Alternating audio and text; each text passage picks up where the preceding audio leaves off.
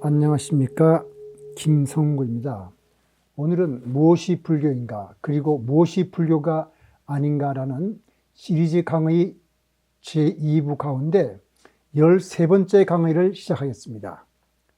제목은 연기이치인데 이것은 결국 연기법이 말하는 공과 중도가 무엇인지에 대해서 알아보려는 것입니다. 연기법에 대한 해석은 연기이치가 모든 사물에 적용된다는 대승불교의 관점이 있고 12연계만 적용돼야 한다는 관점이 있습니다. 이것이 있음에 저것이 있다는 식의 부처님설법은 주로 12연계를 설할 때 나오기 때문에 이런 말이 나오는 것인데요. 적어도 과학적으로 판단하면 하나의 원리에서 많은 것을 설명하는 이론을 우수한 이론으로 보는 것이 과학적 관점인데, 이 과학적 관점에서 판단하면 대승불교의 해석이 절대적으로 우수합니다.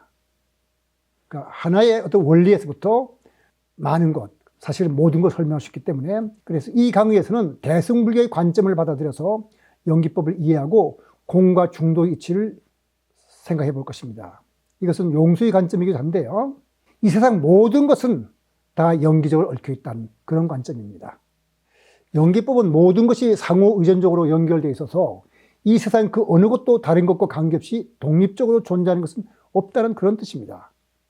다른 것과의 관계를 떠나서 독자적으로 존재하면서 자신만이 고유의 성질을 갖는 것을 서양 철학에서는 실체라고 하고, 불교에서는 자신만이 고유의 성질을 갖는 것을 자성이라고 합니다. 영어로 우리가 intrinsic nature라고 그러고, 산스크리트로서는 스바브하바 또는 팔리어로서는 사브하바라고 하죠. 따라서 연기된 모든 것은 다른 것에 의존하기 때문에 실체가 없다고 말할 수 있습니다. 실체가 없다는 말은 동일성이 없다는 말과 마찬가지겠네요. 그래서 실체가 없어서 동일성이 없으므로 이 세상 모든 것은 변하게 말합니다. 이것을 가리켜서 불교에서는 재행무상이라고 합니다. 사람들은 사물들이 서로 관계를 맺고 있어서 상호 의존적이라는 것에 대해서는 어느 정도 수긍합니다. 대체로. 근데 재행무상이라고 한다면 이걸 꼭 허무하다고 생각해가지고 오해를 하는 경우가 있는데, 사실 재행무상의 이치가 모든 것을 사물이 변한다는 뜻이기 때문에 이렇게 말하면 또 어느 정도 수긍합니다. 예를 들어서 사서삼경 중 하나인 주역도 만물이 변한다는 뜻에서 바뀔 역자를 쓰고 있습니다. 그리고 그리스의 헤라클레이토스라는 철학자는 같은 강물에 두 번 들어갈 수 없다는 말로서 만물이 끊임없이 변한다는 것을 역설했습니다. 그의 사상을 한마디로 판타레이라고 할 수 있는데, 이것은 만물이 유전한다는 뜻, 계속 변한다는 뜻입니다. 그렇다면 만물이 변한다는 것은 재행무상과 같은 뜻입니다. 그러면 그걸 가리켜서 허무하다고 그러지는 않죠. 근데 불교에서 재행무상이라고 할 때는 사람들이 꼭 허무로 오해하게 되는데, 그것은 공이 따르기 때문에 그렇게 오해하는 것 같습니다. 주역이나 판타레이나 재행무상은 같은 뜻이라고 보아도 좋을 겁니다. 여기까지는 사람들이 대체적으로 동의를 합니다.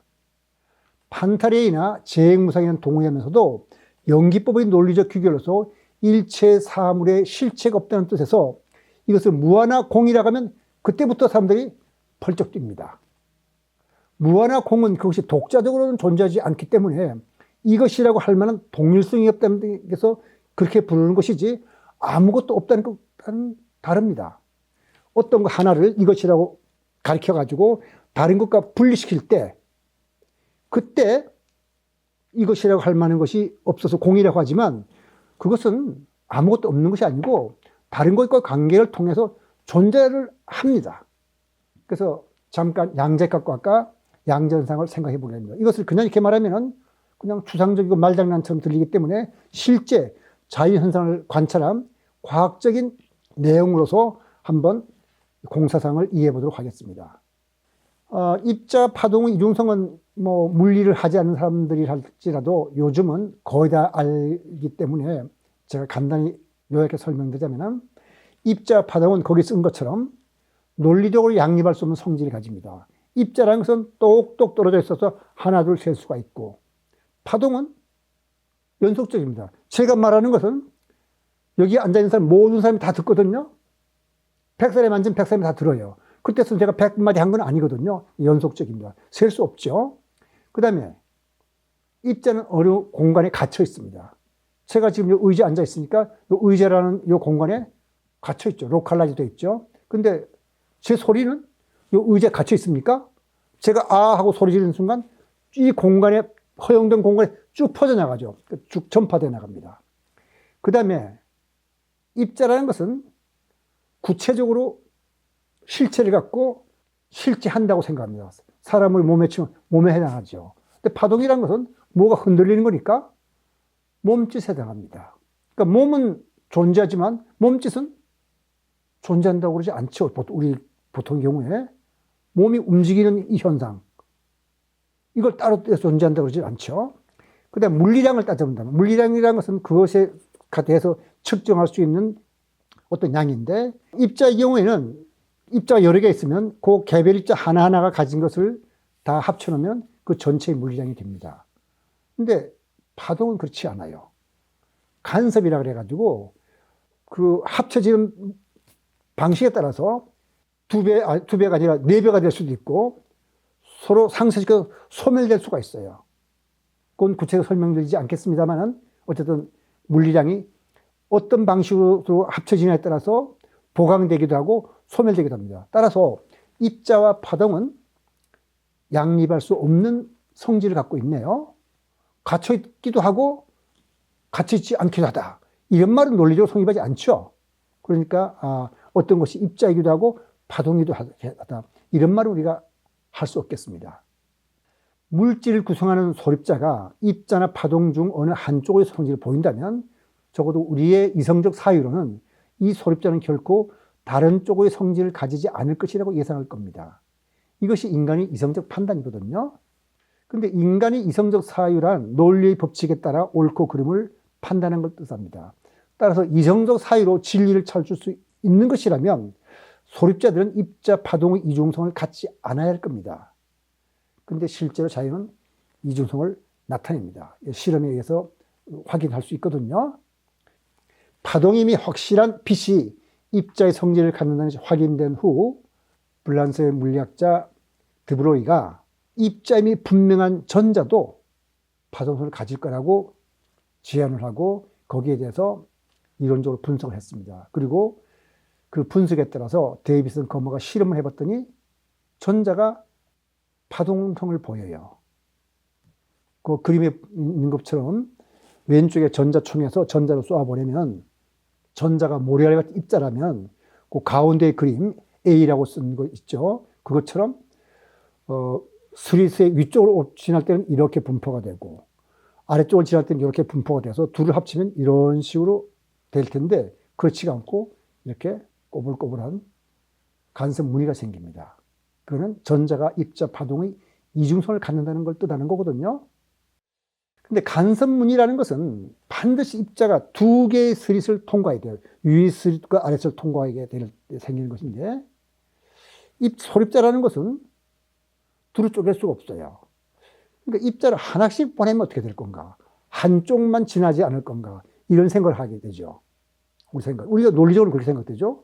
근데 하나를 보내니까 하나가 동시에 두 개를 통과하는 것처럼 그 그림에서 보듯이 간섭 무늬를 만듭니다. 그 말은 소립자 하나가 어느 쪽에 오는지를 측정하지 않으면 동시에 두 곳에 존재한다는 그런 뜻입니다. 그러니까 믿기 어려워요. 그래서 정말 그런지 한번 확인해 봅니다. 그래서 어떻게 하냐면은 입자가 스릿을 통과한 다음에 거기다가 빛을 하나 둬요. 이렇게 빛을. 그럼 빛에서 빛이 이렇게 쭉 나가니까 이 빛이 전자하고 꽝 충돌하게 되면 충돌하는 순간 반짝하고 불빛이 비칠 거예요. 그러면 어느 쪽에 갔는지 알게 되겠죠. 그래서 그 전자하고 광원에서 나온 빛이 부딪혀서 만드는 그 섬광의 위치를 통해서 전자가 두 개의 스릿 중 어느 쪽을 통과하는지 알 수 있습니다. 그래서 이번에 온 전자가 위쪽을 통과했구나, 아래쪽을 통과했구나 알면 어떻게 될까요? 간섭 무늬가 사라집니다. 놀랍죠? 어느 쪽으로 오는지 관찰하지 않으면 간섭 무늬가 생기는데 어느 쪽으로 오는지 관찰하면은 제일 오른쪽 그림처럼 이렇게 관성물리가 사라지고 보통 모래알을 부을 때와 같은 그런 소복한 이런 모양이 쌓이는 거죠. 관성물리가 사라져요. 자, 그럼 관찰자가 도대체 뭘까? 관찰자는 인간과 같은 의식을 가진 지성이 있는 존재라야 건지 아니면 측정 도구 관찰자일 건지 이런 문제로서 논란이 있는데 이 논란이 있는 문제에서 물리학자들 사이에서도 사실은 의견이 일치를 아직 보고 있지 못했습니다. 제가 앞으로 여기에 대해서는 어떤 논란이 있고 어떤 문제가 있는지 설명을 드리려고 지금은 그냥 지나가도록 합시다. 전자뿐만 아니라 이 세상 모든 소립자 및 원자를 하나씩 보낼 때 어느 쪽 수리를 통과하는지 관찰하자면 간섭무늬가 나타나요. 그건 소립자 하나가 동시에 두 곳에 있다는 증거죠. 어느 위치에 있는지를 관찰하지 않으면 소립자는 두 곳에 있어요. 그러니까 소립자가 어느 쪽 수리를 통과하는지 관찰하면 분명히 한쪽에만 있습니다. 신기한 일이죠. 그것말은 무슨 말이냐면 이런 뜻이 되죠. 관찰에 의해서 입자라는 실체가 나타난다. 그렇다면 관찰되는 파동은 뭘까? 먼저 이중성의 불교적 의미를 살펴본 후 관찰자의 파동이 무엇인지에 대해서 알아보도록 하겠습니다. 입자 파동의 이중성은 영기이치, 즉 우리가 보는 일체의 실체가 없음을 보여주는 좋은 예입니다. 물질의 실체, 즉 자성이 있다면 그것은 불별의 성질이기 때문에 그 정의에 의해서 소립자가 입자의 성질을 갖고 있다면 그것과는 논리적으로 양립할 수 없는 파동의 성질을 나타내서는 안 되죠. 그건 자성이나 실체의 정의에 어긋나는 거죠. 그러니까 조건이 바뀐다고 해서 성질이 바뀔 수는 없어요. 입자 파동 이중성은 부처님이 설한 상주단멸이냐, 그러니까 영원히 살거나 죽으면 끝이 되는 것이 아니라 부처님은 중도를 취한다고 했거든요. 또는 존재나 비존재도 사실은 양극단인 거고 존재, 비존재를 떠나서 중도를 취한다는 설법의 뜻을 이해하는 데 결정적인 도움을 줍니다. 왜냐하면 상주단멸과 존재, 비존재는 서로 논리적으로 양립할 수 없는 성질이잖아요. 그 둘을 다 포용하거나 그 둘을 떠나 어떤 것이라는 뜻이니까 바로 이중성은 부처님의 중도를 이해하는 데 도움을 주는 거죠. 양적하게 아니라면 우리는 중도의 설법이 논리에 맞지 않다고 판단하고 부처님의 설법 중 상당 부분을 무시했을 겁니다. 왜냐하면 논리로 말이 안 되니까요. 중도라는 것은 존재하면 존재하는 거고 존재하지 않으면 존재하지 않는 것이지 존재, 비존재를 떠나서 중도를 취한다는 말을 어떻게 이해하겠습니까? 그것은 결국 이중성과 논리적으로 마찬가지 얘기죠. 입자 파동의 이중성 외에 우리가 또 놓칠 수 없는 양자 현상은 상태의 중첩입니다. 인간의 사물 인식 방법과 사유 방식을 볼 때 전기 스위치는 켜져 있거나 꺼져 있거나 둘 중에 하나만 가능하죠. 동시에 켜져 있기도 하고 꺼져 있기도 하는 중첩 상태는 있을 수 없습니다. 미시세계는 중첩이 일반적입니다. 예를 들면 전자의 스핀을 측정하면 2분의 1이거나 마이너스 2분의 1인데 측정 전자의 스핀은 2분의 1과 마이너스 2분이 중첩되어 있습니다. 참고로 말하면 스핀이라는 것은 뭐가 팽이처럼 돌아가는 걸 말합니다. 팽이가 시계 방향과 반대 방향으로 돌게 되면 그 값을 플러스로 잡고 시계 방향과 같은 방향으로 되면 마이너스 잡거든요. 따라서 2분의 1과 마이너스 2분의 1이라는 말은 전자의 스핀이 시계 방향과 같은 방향으로 도느냐 반대 방향으로 도느냐에 따라서 부호를 붙인 거고 그 크기가 2분의 1이라는 것은 도는 세기가 2분의 1 마이너스 2분의 1이다. 그렇게 생각하시면 되겠습니다. 그 다음에 입자 파동의 이중성도 관찰 시 입자와 파동이 동시에 나타나지 않는 것처럼 중첩 상태도 동시에 보이진 않아요. 관찰하게 되면 2분의 1이 보이거나 마이너스 2분의 1이 보이지 둘 다가 보이진 않아요. 그러나 관찰하지 않으면 중첩 상태를 있게 되어 있어요. 그래서 중첩 현상의 좋은 예가 바로 양자 컴퓨터인데 스위치가 켜져 있기도 하고 꺼져 있기도 한 상태가 바로 중첩되어 있는 겁니다. 상태의 중첩과 입자 파동의 이중성은 부처님이 설한 중도 이치가 진리임을 말해주고 적어도 물리 현상은 이성적 사유로 판단한 것과는 다른 현상이 있을 수 있음을 직접적으로 보여주는 겁니다. 자, 그러면 이제 우리가 이중성이나 상태의 중첩을 통해서 중도가 정말 자연현상에 존재하는구나 하는 것을 이해했다면 그럼 파동이 뭔지 한번 생각해 보도록 하겠습니다. 물질이 무엇인지 이해하기 위해서 입자 파동의 이중성에서 말하는 파동, 즉 물질파가 무엇인지에 대해서 물리학자는 오랫동안 생각하고 설명하려고 노력했습니다. 이중성이 발견된 초기에는 많은 물리학자들이 물질파는 물질 그 자체가, 전자라면 전자 그 자체가 해파리처럼 넓게 퍼져 있는 것이라고 생각했습니다. 근데 그렇게 하게 되면 여러 가지 물리현상이 설명할 수 없어요. 논리적 모순도 나타나고. 그래서 물리학자가 참으로 고민을 하고 있었는데 우리가 경험하는 모든 파동은 어떤 매질이 진동하는 겁니다. 다시 말해서 물결파라면 물이 진동하는 거죠. 우리가 음파라면 공기가 진동하는 거죠. 근데 전자의 파동성을 나타내는 이 파동들은 전자가 진동하는 것이라고 하면은 해파리처럼 진동하는 것이라면 모순이 된다고 그랬잖아요. 그럼 도대체 뭐가 진동하는 걸까?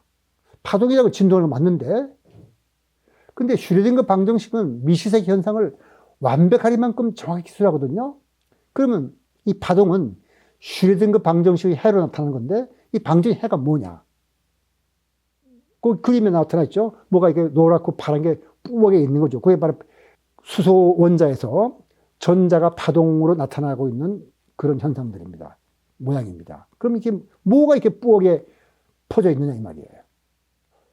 오랫동안 이렇게 생각해보고 저렇게 생각해보던 끝에 독일의 물리학자 막스 보른이 이 물질파를 확률파로 해석할 것을 제안하고 학계에서 받아들였습니다. 확률파라는 건 뭐냐? 파동이라는 것은 어떤 매질이 진동하는 것이 아니라 확률파라는 것은 입자가 그곳에 발견될 확률을 뜻합니다. 확률이라는 건 추상적인 양이잖아요. 그 추상적인 양이 이렇게 진동한다는 뜻입니다. 이걸 모든 물리학자들이 100% 동의하는 것은 아니지만 이것이 학계에서 정설로 인정받고 여기에서 반박하는 어떤 증거라든가 이런 것은 아직까지 나오지 않았어요. 그러니까 확률파는 받아들이는 수밖에 없죠. 그런데 왜 존재할 확률이 하지 않고 발견될 확률이라고 했을까? 요 점에 대해서 여러분들이 의문을 가질 수 있겠습니다. 존재할 확률이라고 한다면은 관찰하지 않더라도 입자가 어떤 식으로 확률을 가지고 분포되어 있다는 뜻이 되는데, 근데 아까 말씀드린 것처럼 뭡니까? 입자는 관찰할 때만 나타나죠. 관찰하지 않으면 입자는 실체는 없어요. 그래서 관찰 전에는 입자라는 것이 어디에 존재하는 것이 아니고 관찰할 때만 나타나기 때문에 이 확률파는 정확하게 말하면 관찰자가 관찰을 통해서 입자를 발견할 확률이 파동처럼 퍼져 있다. 이렇게 말해야 되는 겁니다. 아주 이상하죠? 추상적인 것이 퍼져 있는 거예요. 추상적인 거란 말은 뭐죠? 실체가 없이 공이라고 해도 되잖아요. 근데 아무것도 없는 건 아니죠. 왜냐하면 관찰하면 생기니까. 그렇게 공이라는, 불교에서 말하는 공은 미묘한데 확률파가 그걸 잘 설명해 주고 있습니다. 그러니까 관찰적인 물리적 재상이 확률파라는 것은 그것에 아무런 실체가 없다는 뜻인데, 즉 공이라는 것인데, 그러나 공은 아무것도 없는 허물은 아닙니다. 관찰을 관찰하면 그때 실체가 보이는 것처럼 보이는 거니까 관찰 대상과 관찰자의 어떤 연기적 관계에 의해서 뭐가 나타나는 거죠. 역으로 말하면 실체처럼 보이는 입자는 객관적 실체가 아니고 관찰 대상과 관찰자의 상호 접촉에서, 즉 연기적 존재에서 나타난 하나의 사건입니다. 입자는 관찰자가 없어도 존재하는 어떤 것이 아니에요. 따라서 그건 공인 거죠. 공은 그런 뜻을 갖고 있습니다. 불교에서는 일체로 5원, 12조, 18개로 설명하여 특히 현상계, 우리가 유의라고 부르는데 서로 어떤 조건에 의해서 나타나는 거, 연기적으로 얽혀서 존재하는 것들을 유의라고 그러는데 그걸 오온으로 설명하는데 부처님은 오온이 모두 공하다고 합니다. 오온이 모두 공하다는 말은 뭐죠? 색, 수, 상, 행, 식이니까 물질과 정신이 모두 공하다는 뜻이에요. 그러니까 정신도 독자적으로 존재하지 않아요. 어떤 관계를 통해 존재하는 거지. 오온이 공하다면 정신과 물질이 모두 공하다는 뜻인데 이성적 사유만으로 판단하면 공을 허물하고 견도를 지켜줄 수밖에 없을 겁니다. 바로 12강에 설명한 바와 같이 사람들이 불교를 오해한 이유가 바로 이성적 사유로서 존재의 의미를 이해하려고 했기 때문입니다. 그런데 공과 중도는 이성적 사유로 이해할 수 있는 것이 아니라 직접 봄으로써 깨달아야 되는 어떤 그런 거예요. 근데 적어도 과학도 관찰을 통해서 그런 걸 관찰한 거거든요. 그래서 적어도 물질에 대해서는 양자역학이 불교의 공개념을 지지하거나 뒷받침한다고 감히 말할 수가 있겠습니다. 공임에도 불구하고 우리가 보는 삼라만상이 전개되는 것은 뭐냐? 무명으로 인한 우리 마음이 어떻게 조작하는 겁니다. 그건 제가 어떻게 조작하는지를 이미 일부에서 말씀을 드렸다고 생각하기 때문에 여기서는 말씀드리지 않고 앞으로는 또 제가 다른 각도에서 우리 마음이 어떻게 조작하는지를 말씀드릴 기회가 있을 겁니다. 그래서 부처님 말씀을 놓고 보면은 유의로 조작하기 때문에 행위라고 한다. 그 다음에 오는 행위 지은 것이다. 오온이라는 것은 물질 정신이죠. 행위 지은 것이다. 행은 뭐냐? 여러 가지 뜻이 있는데 여기서는 업으로 인해서 만든다 또는 조작해낸다, 형성한다는 그런 뜻이 되겠습니다. 이 현상계가 무명에 의해 조작된 세계라거나 마야에 의해 나타나고 하는 점에서 불교와 우파니시다는 같은 말을 한다고 볼 수 있겠네요. 그럼 차이점은 없는가? 차이점이 있지요. 불교가 사물의 본질을 공으로 본다는 점에서 모든 것이 브라만의 전변이라고 보는 우파니시드 철학과는 근본이 다르죠. 그 우파니시드 철학에서는 브라만이라는 실체가 있어서 이것이 이렇게 나타나고 저렇게 나타난다는 데서 뭐가 나타난다는 뜻이지만 불교는 뭐 하나를 똑 띄어내버리면 그건 공이에요. 그 전변과 다르죠. 그 차이는 뭐가 있으니까 보지 않았느냐는 아인슈타인의 주장과 물리량은 본래 있었던 것이 아니라 관찰자가 관찰하는 측정 과정에서 만들어진다는 보아의 관점과 유사하다고 볼 수 있습니다. 그 차이를 부처님은 이렇게 설합니다. 사물의 실체성이 있고 영원불변인 것이 있다면 괴로움을 소멸시키기 위해서 청정한 삶을 시설할 수 없다. 실체성이 없고 상주불멸인 것이 없으므로 괴로움을 소멸시키기 위해 청정한 삶을 시켰다. 예를 들면 괴로움이라는 것도 실체가 있어서 변하지 않는 거라면 그거 어떻게 없어요? 부처님 그런 뜻이죠. 세상은 모두 변하기 때문에 번뇌나 괴로움이나 이런 것도 소멸시킬 수 있다. 이런 뜻인 거죠. 공의 개념에 대해서는 앞으로도 여러 가지 서로 다른 각도에서 살펴보겠지만 14강에서는 다음 강의죠. 한번 고성제에 대해서 살펴볼 예정입니다. 왜냐하면 사람들이 자꾸 불교에서 말하는 고성제, 인생은 고다는 말을 염세주의다 이렇게 생각하기 때문에 그게 아니라는 걸 설명드리기 위해서 14강에서는 고성제에 대해서 살펴볼 예정입니다. 오늘 강의 여기서 마치도록 하겠습니다.